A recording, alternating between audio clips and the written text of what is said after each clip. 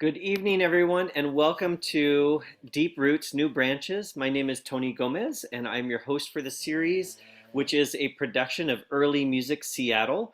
And it is a series where we have the opportunity to explore some of the, like it says in the title, some of the roots of various musical traditions and the different ways that those roots have that they brought about different branches from across the globe and connect different traditions and cultures and parts of the world together.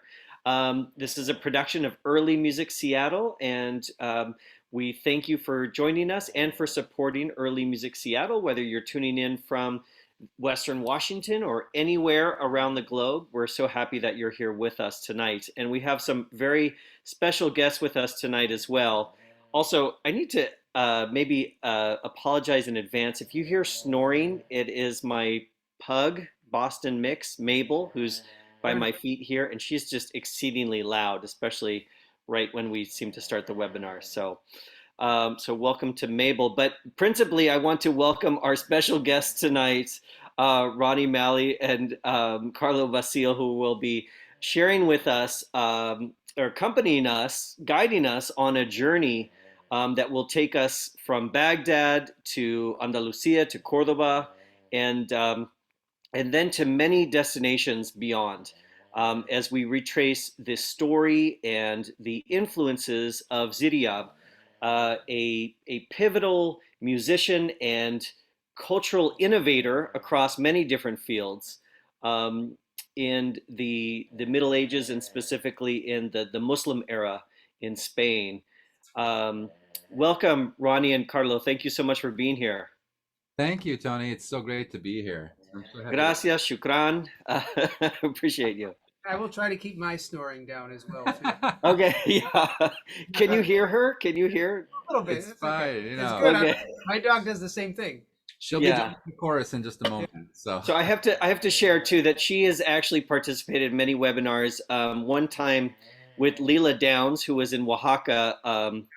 Her dog started barking, and then Mabel started barking at the dog in Oaxaca, at Leela Downs' dog. So We were she in likes to Oaxaca make her earlier statement. this year. Yeah, beautiful. yeah, we were actually just in Oaxaca, Yeah, as Carlo mentioned. Oh, awesome. yeah. Yeah, What type of project were you doing there? kind of this with, we were in a strange sense tying to our show. We were continuing the ida y vuelta, this kind of circle that kind of goes and comes, right?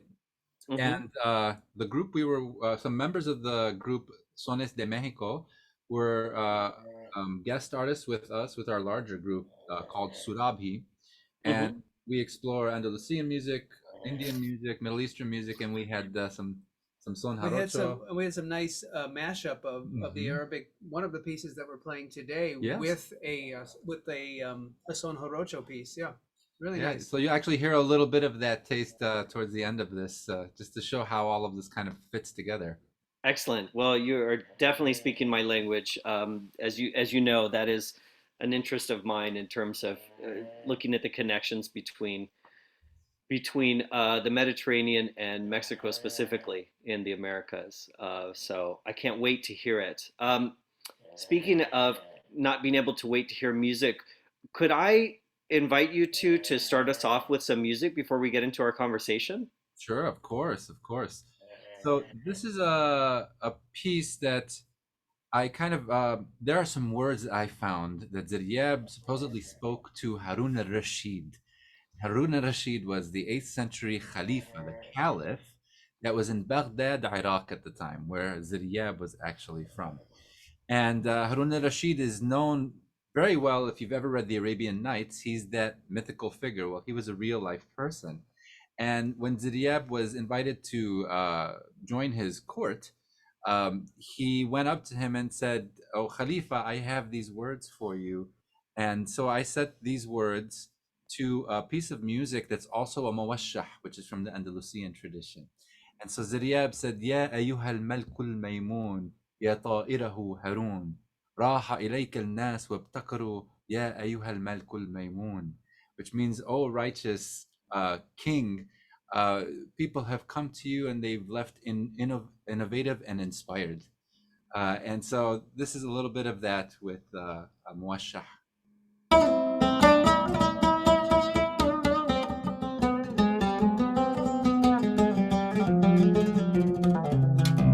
يا أيها الملك الميمون يا طائره هارون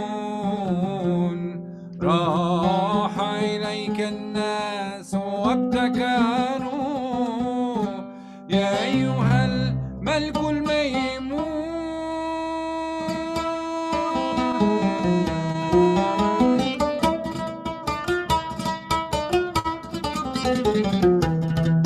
يا أيها الملك الميمون يا طائره هارون يا أيها الملك الميمون يا طائره هارون راح إليك الناس وابتكروا يا أيها الملك الميمون راح إليك الناس وابتكروا يا أيها الملك الميمون يا وحيد يا وحيد الغيد يا فريد عصرك يا وحيد يا وحيد الغيد يا فريد عصرك والنبي والنبي يا سيدي لا تطل هجرك والنبي والنبي يا سيدي لا تطل هجرك.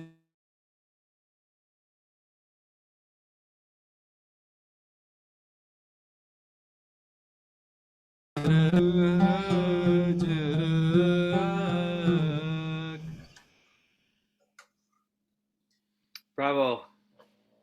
Wonderful. Thank you so Thank much. you. Thank you.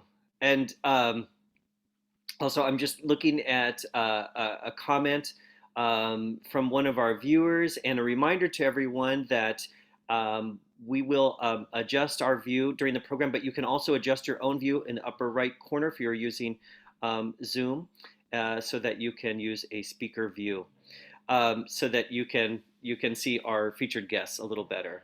Um, so, Ronnie, Carlo, tell me a little bit about what, well, I guess let's lay the groundwork first. Tell us a little bit about who Ziryab is and what time period we're talking about. Give us kind of like a setting of the scene. Sure thing. So we're in Baghdad, Iraq, and it is the ninth century, at the early ninth century. So we're talking about the early 820, the late teens of the 800 AD. And the Baghdad is still relatively a newer city in a sense. It's not this antiquated ancient place. It became a place of learning where many people started to gather, and scholars from all over started to gather. And Harun al-Rashid, who was Khalifa at the time, had established what they called Bayt al-Hikmah, the House of Wisdom. And in the House of Wisdom, they amassed a collection of not only books, but scholars. And this is a place and a time when things like algebra and algorithms are being invented, right? And as well as science and mathematics, etc. And culture was really flourishing at this time. In fact, there was a translation movement happening. So amongst this culture, we have a figure known by Ziryab. Now, music theory is also evolving at this time, right? There's a music theory system that we use called maqam. And in maqam, it's very modal. It's kind of like what you heard me playing here.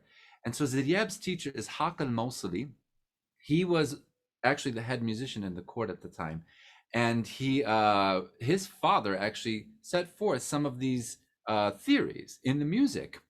And so in doing so, it just started to grow really. And music at the time was not only an art, it was also viewed as a science. So they're building off of even ideas from Pythagoras, from Persian modal systems, from Indian modal systems as well. So there's this kind of iterative and cumulative process that's happening at the same time. And so Ziryab takes this knowledge and he ends up in the court in front of Harun al-Rashid. And he did many things. He played this instrument, al-oud, which we'll probably talk about a little bit later. And so this is like the 9th century. You're in the court of the caliph, who is basically the leader of Islam at this time, right? He's what the Pope is to, to Catholicism, and he is the guardian of Islam at this moment. And so this word of the Islamic Abbasid, specifically the Abbasid Empire, is stretching all across the Muslim world. So it's kind of, again, like what the Vatican is. Of course, there become schisms and everything else later, but this is where this really begins. We're in the 800s, basically, in Baghdad, Iraq. And I'm so glad that you kind of created a context for everyone, and again, because from our point of view in the 21st century, we look at this as a very ancient city, but at the time it was this sparkling new city, um, and that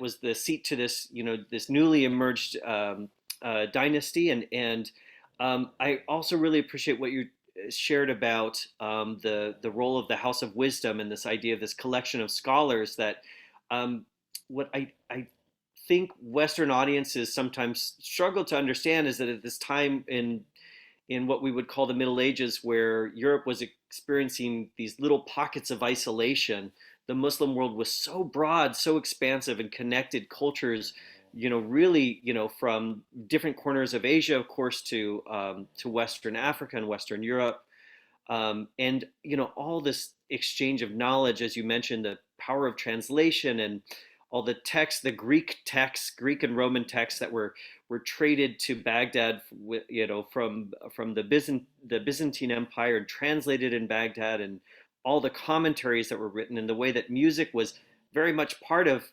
academic pursuit. It was one of that body of knowledge, along um, with other subject areas like mathematics, which is a very different perspective from how we view music in the U.S. today, where we struggle to make sure that music is included in the basic K-12 curriculum, and its centrality in the intellectual work of Baghdad in this time. It was really a point where we started that it influenced the entire world thereafter. This is a starting point for the new world that finds its way to Andalusia eventually, and the new world is born 8 centuries later. But a lot of it was possible because of the language. Arabic was the lingua franca, and it really united a lot of people because it was the language of Islam, but it was also a very conducive and utilitarian language because of its nature. It's still a Semitic language. It's still a language that drew off of all of the languages of the area. It just kind of grew, kind of how we use American English today. Mhm, mhm. Yeah, that's a really powerful analogy. Um, well, I have lots of questions, but I know that you've also prepared lots of music for us today, and I want to make sure that there's plenty of time for music. So I'm gonna just do a check-in to see, shall we do another song, or do you? Sure, I'm Yeah. fine. I we could all we you and I have talked, and we sat and talked about this for hours. We can talk about this, but I'd love to give our viewers a little bit of some more of this. That's the context of what Ziryab did in Iraq. But eventually, what happens is the legend goes, his teacher becomes slightly envious of him and his relationship to the Khalifa, and kind of goes up to him and says, "Hey, kiddo, uh, this town ain't big enough for the two of us. One of us gotta go." And he goes, "Here's a lump of money, a lump sum of money. If you can leave town, and I don't want to hear about you again, or you can stay, and I can't guarantee you any safety." So he eventually takes this lump sum of money and traverses Damascus, Cairo, and finds his way towards Tunisia in Cairo 1. And Cairo 1 was actually like the epicenter of Islam at that time before Cairo. And there he stayed for about 2 years until he wrote this really damning poem of the leader, the ruler at that time, who was trying in a sense to establish his own caliphate, right? But what's happening at the same time, though, is we're about 70 or so years into Muslim rule on the Iberian Peninsula from Tariq ibn Zayd. And Ziryab knows about this. Everybody knows about this, right? It's like this is the new frontier in the West. This is basically the Oregon of Islamic rule in this region, right? And so he gets invited, eventually leaves Tunisia and crosses over into Al-Andalus. And one of the pieces that doesn't come out from his era, but from a later time, of the poetry that comes from this era, which is called muwashahat. So I always tell my students, cow goes moo, you wash a car, and you wear a hat. So muwashahat. And this is from a poet named Lisan ad-Din bin Khatib, but it's one of the most haunting and well-known melodies from this. I don't want to say melodies, poems, because muwashahat were poems from this region that were later taken in the Arab countries, and then melodies, newer melodies, were added to them. How they actually sang them at that time, we're only to wonder. We can guess, but this is one of the pieces that has a newer melody, but newer, 16th century newer. It's all relative. It's all relative. لما بدا يتثنى, when my love began to sway.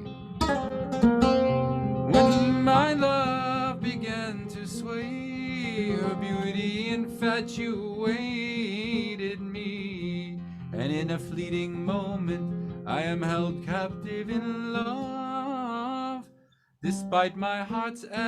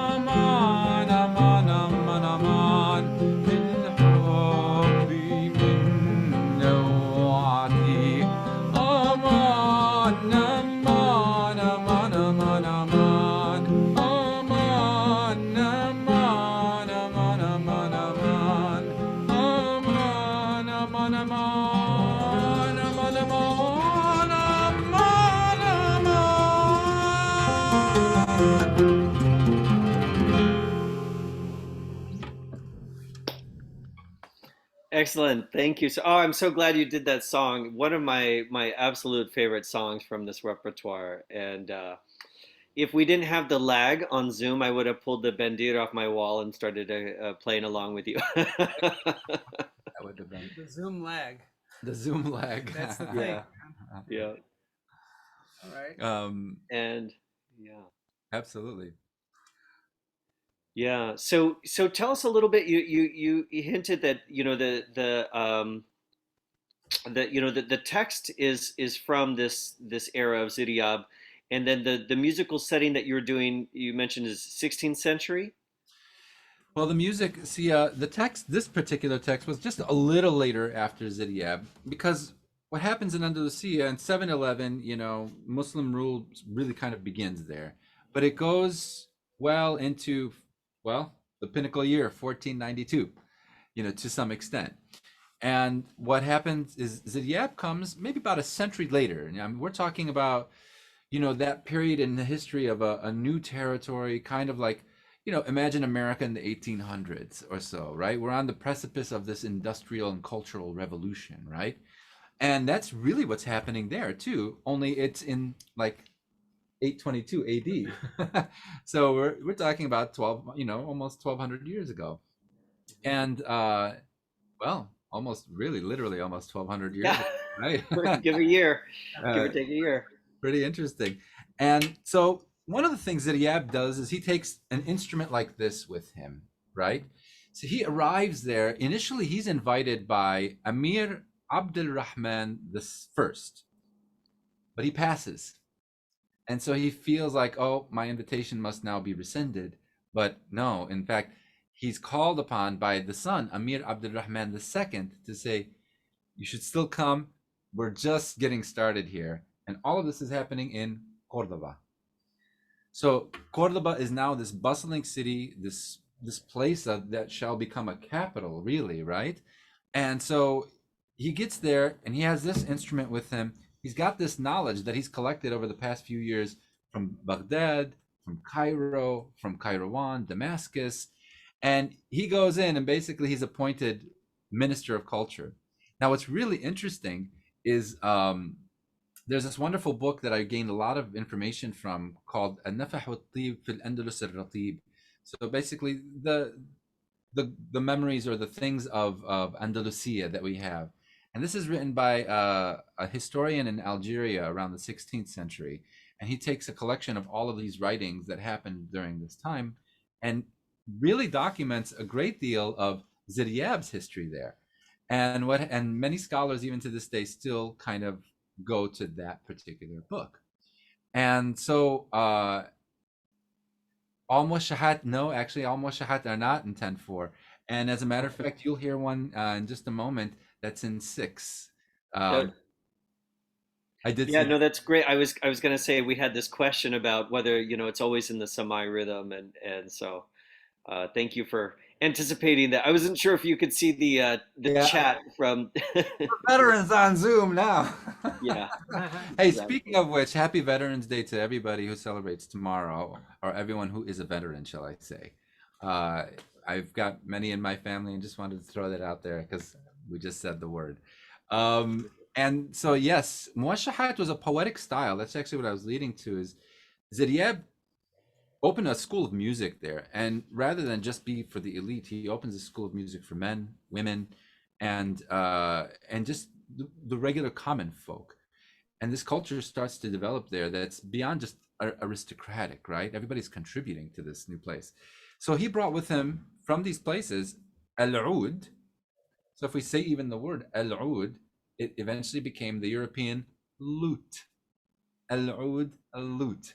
And so it's like so much has been transmitted from this Eastern philosophy, this Eastern invention, this Eastern history. And Muwashahat and Zejal are actually two styles of poetry that came out of this era that not only were written in Arabic, because again, that was the lingua franca, but also ended up being utilized to write in Ladino. And Ladino was a Sephardic Spanish Hebrew that was spoken in this era. And to this day, there are lots of songs, especially words, that have survived this era that did occur during Ziryab's time and even endured up until the Great Expulsion during the Spanish Inquisition. And so we have many amazing poets like Yehuda Halevi, Ben Esra, and others who were Ladino Jewish, but would use Arabic words and Hebrew words in their dialect. And just as we have Yiddish that comes from the Ashkenaz in Europe, well, Ladino is the counterpart of that from Sfarad, the Sephardic Jews from this region. So actually, it's probably a good segue for us to play another tune, because I'm sure yapping a little too much right now. No, not at all, not at all. And yeah, it's a balance, but I'm sure everyone would love to hear another song. And actually, just to kind of underscore what you said, I the thing that strikes me too is that this creative explosion that happens in Al-Andalus is happening connected to Muslim culture, but it just radiates outwards. You mentioned some of the Sephardic Jewish poets, and of course we see this second golden age of Jewish poetry, of poetry in the Judaic tradition, that is happening in Spain. And then there are also lots of documentation of the Iberian Christians that also, that Arabic is the language of literary expression and scientific thought. And so it's really powerful how this poetic and music tradition, just has this ripple effect that emanates outwards. Absolutely. It was, many deemed and called the convivencia, the coexistence, right? This is a piece actually that blends a lot of Moroccan tradition. It's a 6/8 piece. It's sung in Ladino. I first heard it from a group called Kol Ud Tov, literally voice, oud, drum. And it was just such a haunting rendition. It's so beautiful. And they did it in a very traditional maqam-like style. So it's called Desle al mi amor. And Desle al mi amor basically, please tell my beloved to bring the mule and take me away. Because it's about basically eloping. And it's usually sung from the perspective of a woman, but who am I to judge here or say anything?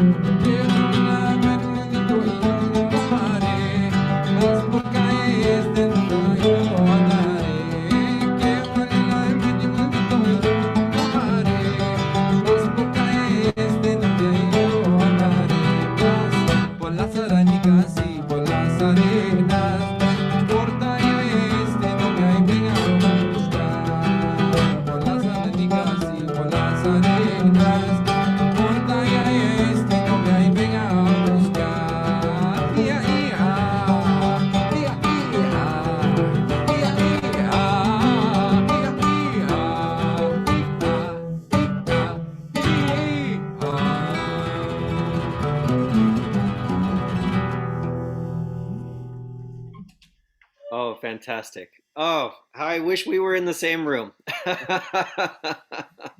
Well, virtually we are. Yes, yes.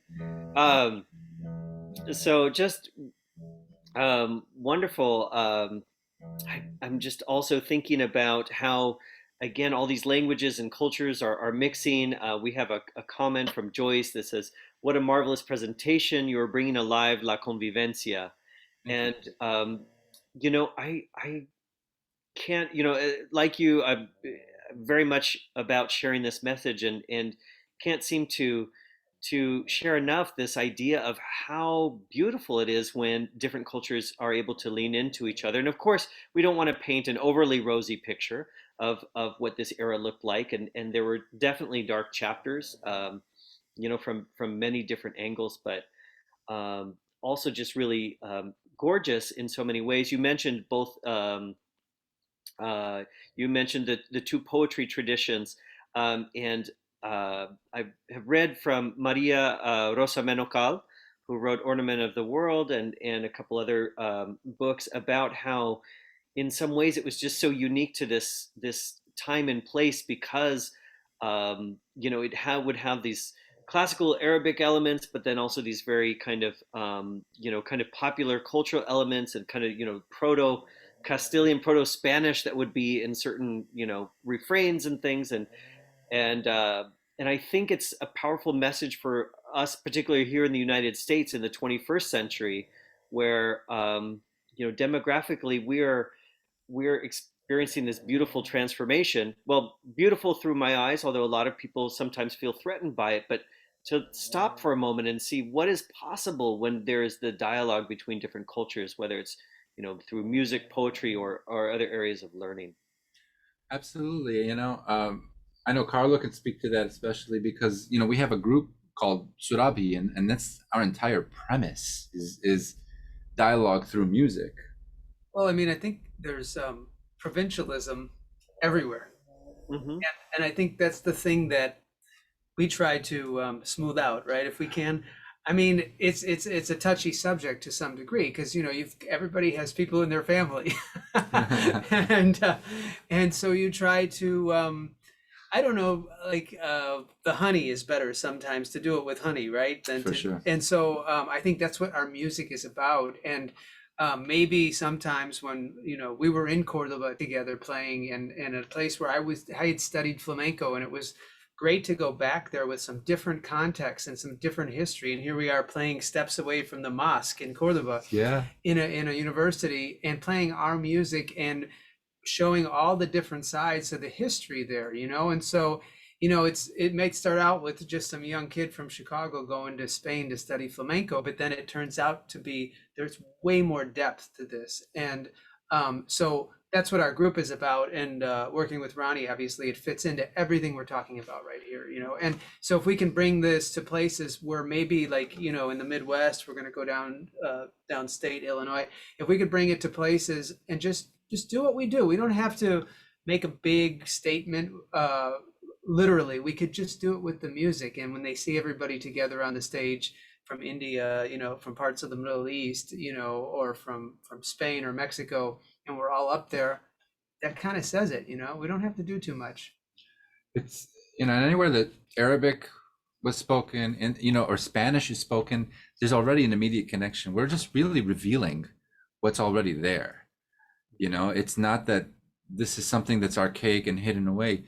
These are traditions and roots that are already embedded in our cultures. We're just merely revealing them to show, this is the great l'abuelo, the great great grandfather of, this instrument. Yeah.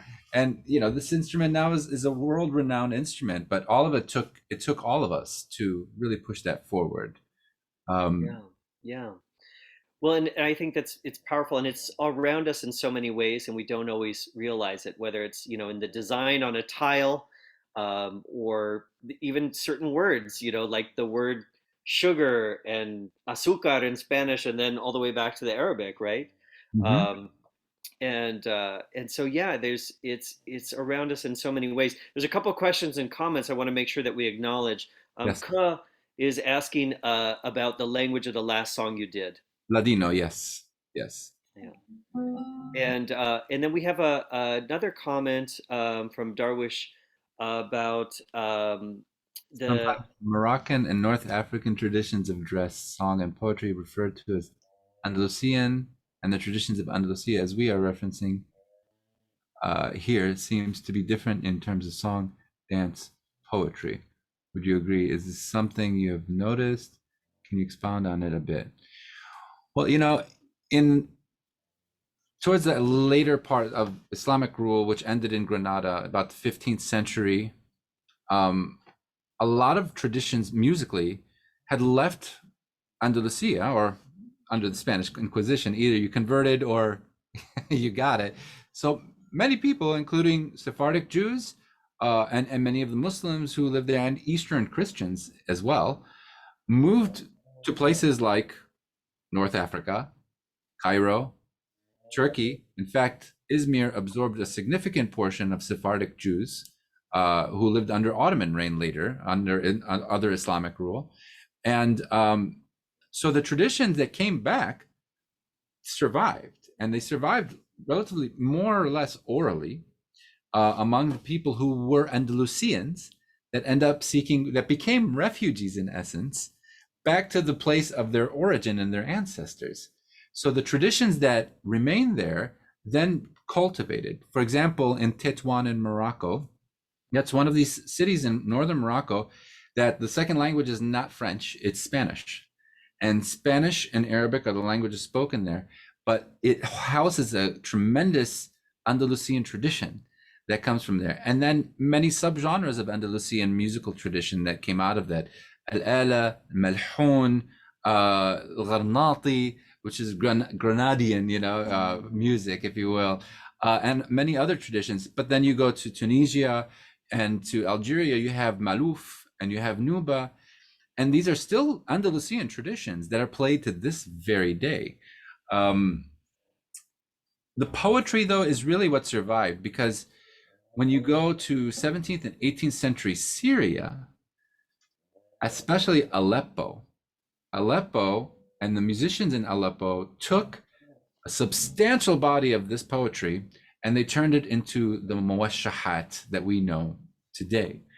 And this is the same kind of procedure that people would use from Ladino to turn into piyutim, which are basically hymns that were written by these poets.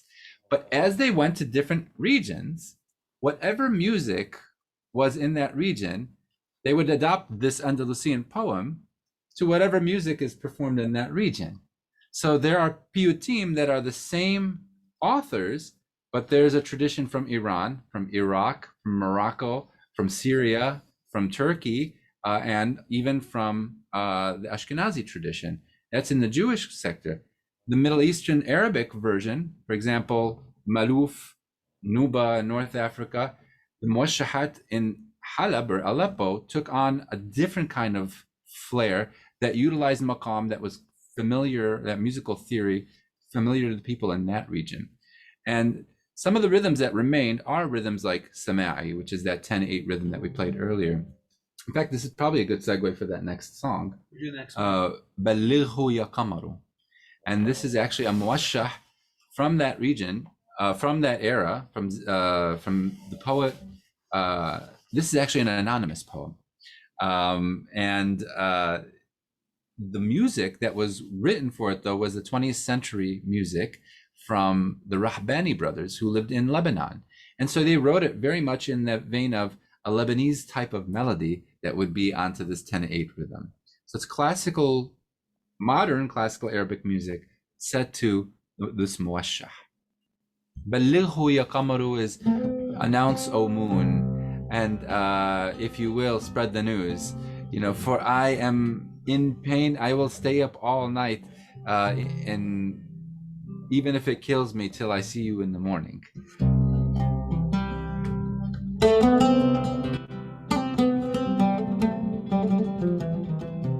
Now, what's interesting about this piece is I set this piece initially also to a poem that was written by one of Ziryab's students.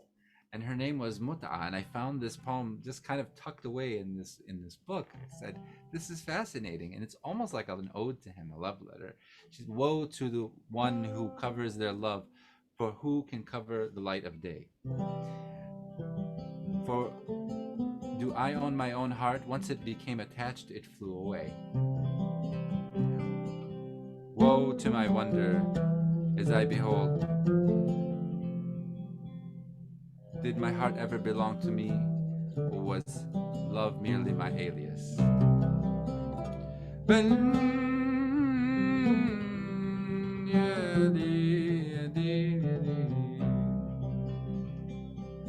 يا من يغطي هواه من ذا يغطي النهار قد كنت أملك قلبي حيث علقت فطارا.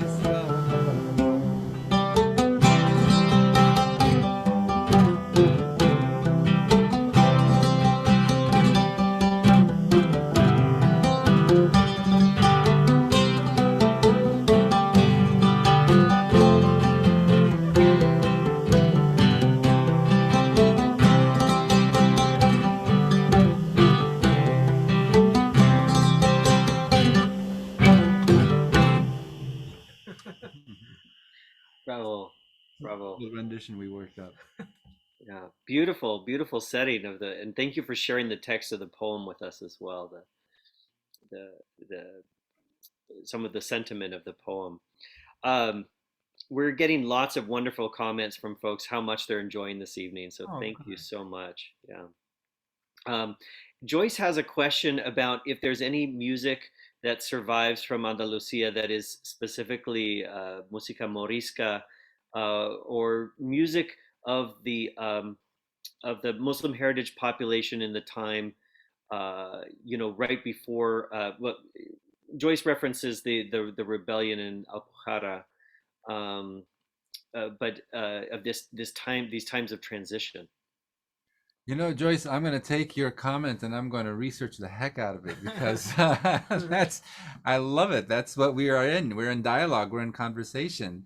But I do know some folks, there's even a group that came to the Old Town School of Folk Music here in Chicago that they were like Los Moriscos, and they did have some of this tradition, but I think it was more or less of them embodying it, being who they were, creating this music. Now, did any music survive from that time? You know, unfortunately, there was no Spotify or anything like that, or I say, fortunately, perhaps. But a lot of the words survived, and people would ascribe whatever musical traditions were in the regions, first of all, were available to them based on the technological advancements of instruments to begin with, right? That's one aspect of it all. So, as far as actual music, written down music, we don't really have anything, but we can really piece together through, let's say, sonic archaeology, if you will, right? Because there becomes a fulcrum point in how this music eventually turns into European Renaissance music. There's a connection. None of these are exclusive or live in a vacuum. If we go to the 12th century, for example, and listen to the Cantigas de Santa Maria, I know many people reference these. Jordi Savall, for example, really put out an entire album of this. But it was basically this group of songs. It was these songs that were in praise of Mother Mary. Yet the music sounds very folky in some sense too. And a lot of the melodies that are taken are initially really these kind of folk melodies, folk songs. And you know what? Religious institutions across the board have done this since time immemorial.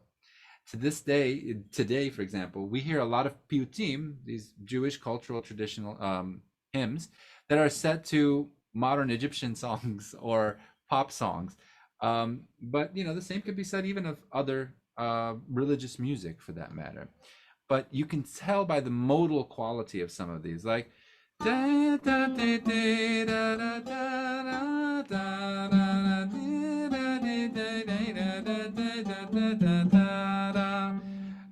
you know, just singing it, and it changes the words, but the melodies kind of evolve from this little thing. So, is there any Morisco music specifically? I can't say 100%, but I would bet that if you heard, you know, early Renaissance music, early Baroque music, you're kind of hearing something that might be closer to it, in fact, but particularly from the Spanish region. Speaking of which, I don't mean to take it from you, Tony. Um, there's a piece actually that Carlo talk about modern music or the evolution of music. So Carlo is a brilliant classical Spanish guitar musician, but also trained in flamenco and world traditions right now too. Right, yeah. And so he wrote this beautiful flamenco piece for the flamenco style of dance, the Sevillana. And initially, you guys played this with one of your groups, Las Guitarras de España, no? Mm-hmm. And it had some Spanish words. I said, boy, you know, this melody sounds, it fits so much with this poem that I've heard 3 different versions of. One from Syria, one from Morocco, one from like Algeria. And it's called Jaduk al-Ghaythu. And this is a piece by the famous 13th century poet, Lisan ad-Din bin Khatib. And his body of work is actually the majority of the muwashshahat that we have today that we can attribute to a poet from this region. So he's like what Yaoud Halevi was to Sephardic Ladino tradition. Lisan ad-Din bin Khatib was for the Arabic muwashshah tradition as well. He wrote the words for Lamma Bada, the first song, that second song we started with, and for this piece.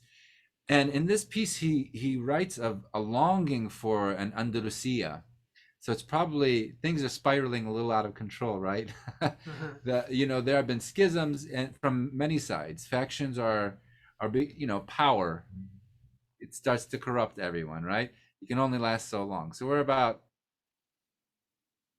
you know, that golden era, they say that sweet spot, so to speak, was about the 9th to 10th century, but many things happened and occurred thereafter.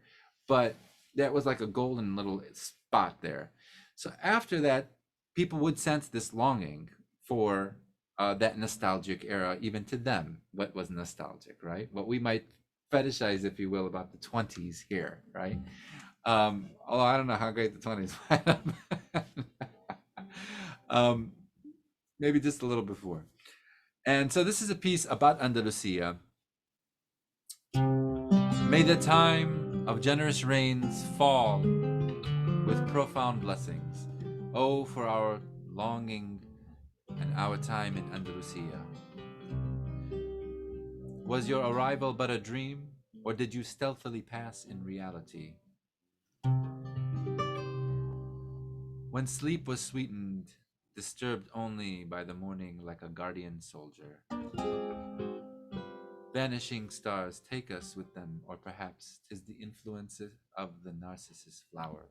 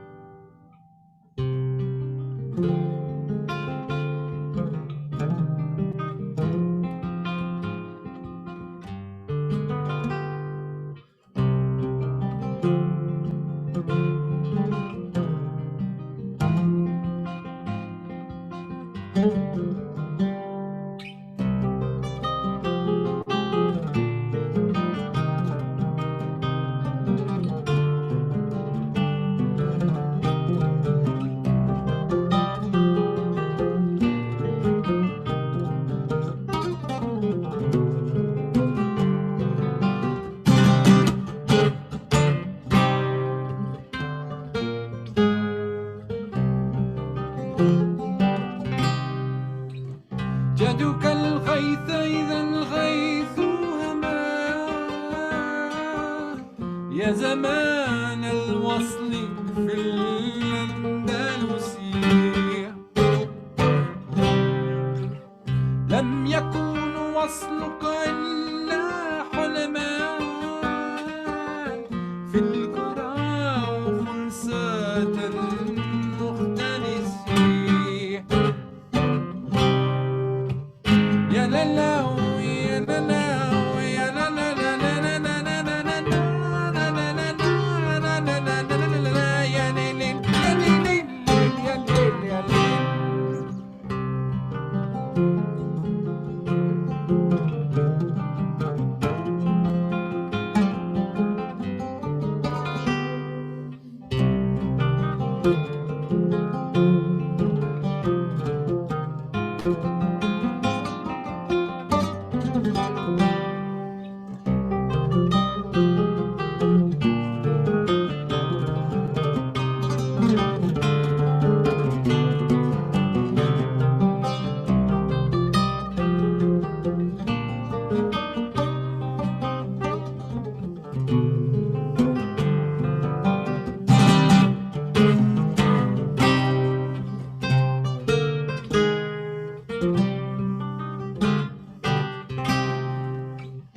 حين لذ الأنس الشين أو كما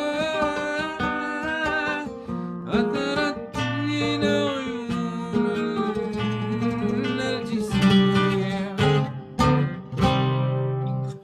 غارت الشهب بنا أو ربما هجم الصبح هجوم الحراسية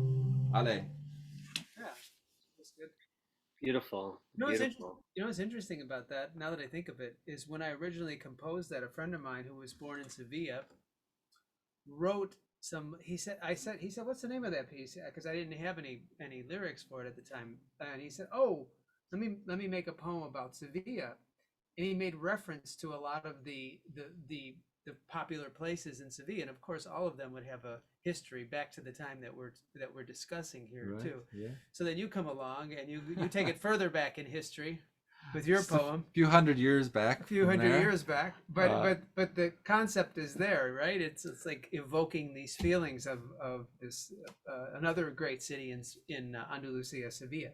Yes. And as I was listening to the two of you playing it, I was just also curious to hear, um, how did you connect, and tell us a little bit about this journey, this collaboration that you're taking together. Well, we're both born in Chicago. Yeah, we're both born in That's a Chicago, good and start. that's the first start, really. And then I think, I think everybody who does this sort of thing or comes together has to have one thing in common, which is a sense of curiosity. And I think that, that's what I always look for in other artists and in people out on the street and whatever. If they're curious, then we have something to talk about. We have something to engage.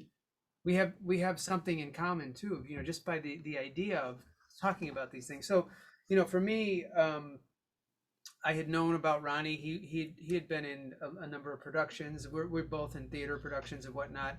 We kind of known of each other, and then we got together and we realized a lot of this material we're talking about is comes from the same place. So it made sense, that we would get together on some of it. And I mean, we could do the other piece. We talked about how we came together, but it's not really on the list Yeah. tonight. We'll So get to that one. we'll get to that one. But the point is, we had a number of things in common already, and I had been working with some Indian artists, and so it made sense to have Ronnie and obviously his huge repertoire of Arabic music, involved in something like that. And for me, it's just another, like, on the road of my development. I feel like it's like, you just try to take in more and more and go on a trip and meet somebody over here and meet somebody over there. And then before you know it, we're all going on a tour to Senegal or to Vietnam or Yeah, to, yes. to Portugal, whatever.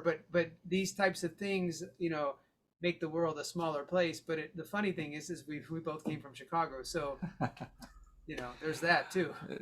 I mean, from America, which in many ways for me always reminded me of what Andalusia might have been as well, like this sense of new place for people to meet, to congregate. Um, and I always was fascinated. I remember when I was younger, I was learning music in school. I can remember distinctly how there's a teacher that just wanted to ingrain in my head that music began with Bach, and I'm just like, there had to be music before that. And I learned about it through my father, though, because he said, "Oh, there's the muwashahat. There's all of this huge tradition of Andalusia." I didn't even know where Andalusia was on a map. I thought it was another Middle Eastern country. But when you realize, like, oh wow, this is Spain, and I became even that much more enamored with Spanish music, flamenco music, and you realize, oh, there is this relationship. Even the word ale, you know, some will say that this is when you're done with, for example, a performance in Arabic, they say Allah, Allah, Allah. So many have said that this actually turned into Ale, Ale, Ale. There are many different. Everybody wants to hide the fact that these cultures were together, and that's why it's been effaced or erased out of a lot of Western scholarship, really. But music doesn't lie. I mean, you hear these things. You see it in the architecture. You see it in the language, in every way. Yeah, I think that is that is searing into my mind. Music doesn't lie. Um, this idea that music just lays out our family tree Yeah. in a very clear way, and yeah, I mean, I think we have many of us in music education, as we take a broader, more inclusive approach to music, um, are challenged to learn just ourselves, because we have all been schooled in this system that you talked about, Ronnie, of this.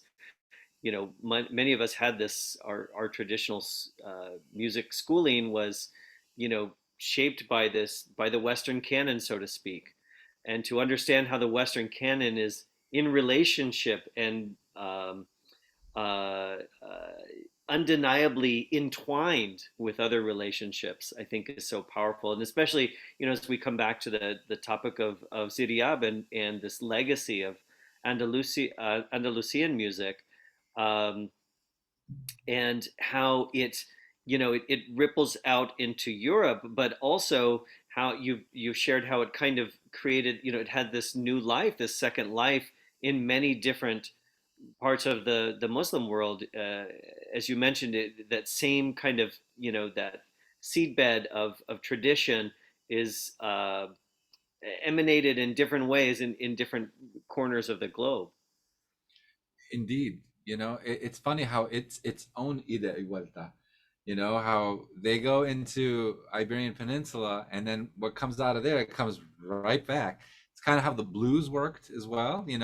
A lot of blues comes from Africa, but it leaves here, and it eventually goes back with people like Ali Farka and instead of old gumbris or cintillas, they're picking up electric guitars, and they're playing.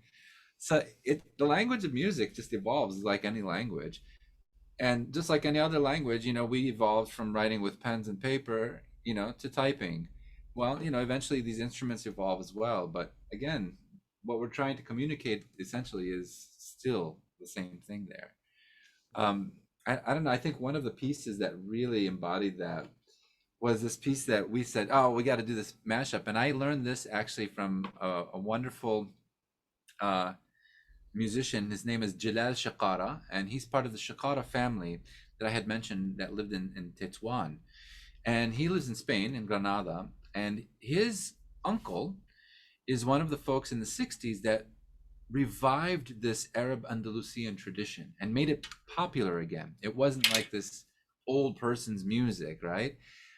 Because largely this music was actually sung by women in kitchens, and these are women who are descendants of Andalusians that ended up going back to Morocco, Tunisia, and Algeria, especially.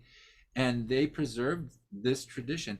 And these women were not just Muslim, they were Jewish and Muslim. And they were preserving their tradition by singing these songs in the kitchen. And eventually, this gentleman comes along, Abdus Sadiq Shakara, in the 60s, 1960s, and puts out this song called Ya Bint Bladi. And it's sung in more of the Moroccan dialect, but it's of an Andalusian style. And so the revival kind of occurs, and then subgenres of this music come out. It just, again, it goes to show that it's all cyclical in the end. So my friend Jalal Shakara and his uncle, Abdus Sadiq, put Spanish lyrics to this. Now, the older version has an old song to it, and Jalal ended up doing it with the Granada Ensemble, and they put this kind of flamenco style together with Binti Bladi, this Andalusian style, and you'll kind of hear the mashup of rhythm, even the way things are said and spoken and sung, and we ended up doing this with the son jarocho, with the Mexican. with the Son Jarocho song. In fact, yeah. I won't play that one right now, but that the Son Jarocho song that we ended up doing this with was Cascabel. And Son Jarocho, for those who might not be as familiar, is a style of music that comes from Veracruz, Mexico. And this is a style of music that was heavily influenced by Andalusian music, because it wasn't. Yeah, there you go. There's a little harana on the wall there. Yeah. Yeah, I mean, the dancers that we work with, who studied flamenco, who are from Mexico, can work in both styles pretty well. And we worked with one who worked with flamenco and son jarocho, which was really nice. Lorena Niguez, yeah. I mean, this is really your domain too, Tony, right? This is kind of a lot of the style that you've been exploring as well, correct? Yeah, but I think what you have said is so important, and there's certainly been scholarship and even documentaries on this concept of the third root, right? And really outwardly claiming this Andalusian and truly Muslim heritage that is then embedded in the music of Veracruz, not only in the instruments but in even in the Iberian poetic traditions that come and frame the poetic side of the musical tradition. And there's fantastic stories. And I am yet to find the book, but there's to give an example of how deeply this was embedded. There's one Mexican scholar who has found documentation that that there would be fishermen who would go out to sea, and at sea they would secretly do their prayers at sea. Um, and so I think this is just another powerful example of this very tangled family tree that we're all part of, and Indeed, can't wait to hear it. indeed. So this is Ya Bint Bladi, O Daughter of My Country. And we blended it with a traditional flamenco song called La Tarara.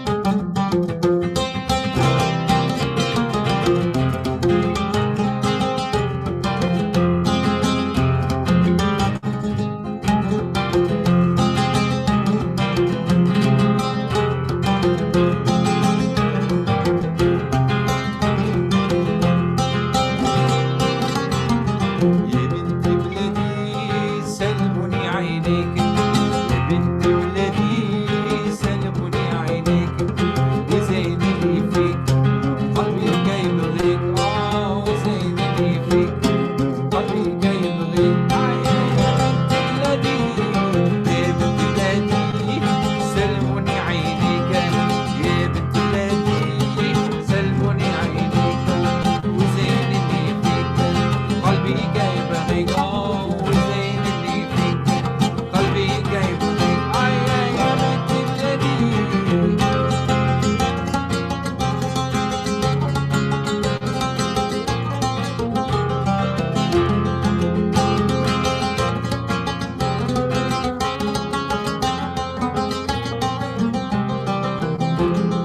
La tarara loca, mueve la cintura para los muchachos de acento.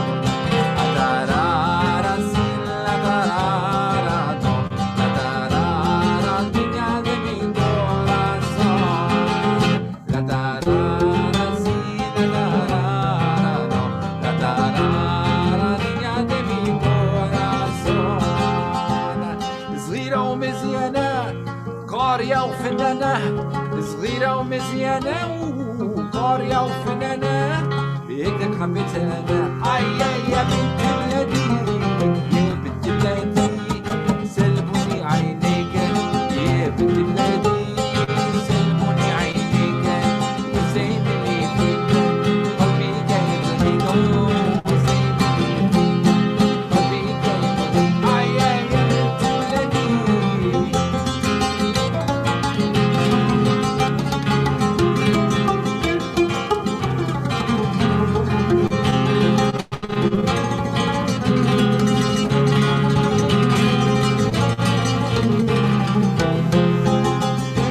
Tarara, un estado verde, antes de otras madres. Tarara, sí, la tarara, no, la tarara, niña de mi corazón. La tarara, sí, la tarara, no, la tarara, niña de mi corazón. العرض والجود قبضة الحدود، والعرض والجود قبضة الحدود، والورد بين الخدود. يا بنت بلادي يا بنت بلادي سلموني عينيك، يا بنت بلادي سلموني عينيك، وزينني فيك قلبي جاي بغيك، وزينني فيك قلبي جاي بغيك. يا بنت بلادي يا بنت بلادي سلموني عينيك، يا بنت بلادي سلموني عينيك، وزينني فيك قلبي جاي بغيك، وزينني فيك قلبي جاي بغيك. يا بنت بلادي. Bravo! Tremenda canción. Wow, that is really, what a great mashup. I love that. Um, oh, Ronnie, Carlo, I could just talk and share music with you all night, but I know it's also getting late in Chicago. And I just want to thank you so much for all you have brought to the Deep Roots New Branches series, and for your insight, and for, Carlo, you mentioned the idea of curiosity, and for the way that you both honor that as musicians and as culture workers, that curiosity to to look to look back, to look deeper, as ways to help us to look forward. And I think that is, incredible gift that you share with the community. So thank you so much, for this, incredible program tonight. Thank you, Tony. Thank you for having us. And what a beautiful program. Thanks to Early Music Seattle and your Deep Roots program. I'm so happy to be part of it and to see it grow. And thank you to everybody who joined us tonight too. Absolutely. Yeah. It's great. Yeah, and remind us where everyone can find your music and your projects that you have, any websites or upcoming events you want to share.